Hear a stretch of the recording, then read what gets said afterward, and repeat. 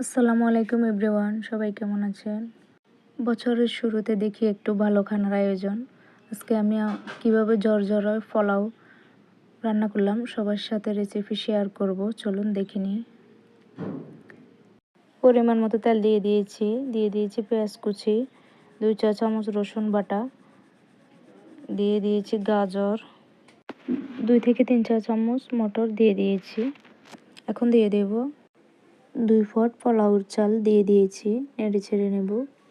এখানে দিয়ে দিয়েছি হাফ কাপ পরিমাণ তরল দুধ, দিয়ে দিয়েছি স্বাদ মতো লবণ। সবগুলো একসাথে দিয়ে হালকা নেড়ে ছেড়ে দেবো। এখন আগে থেকে গরম করা পানিগুলো দিয়ে দিব। পানিগুলো শুকিয়ে আসলে 3 থেকে 4 চা চামচ ঘি দিয়ে আবার নেড়ে ছেড়ে দেব। দিয়ে এখন আমি পেঁয়াজ বেরেস্তা দিয়ে দেব, দিয়ে কিছুক্ষণের জন্য দমে রেখে দেব। সবাই বলবেন আজকের রেসিপি কেমন হয়েছে।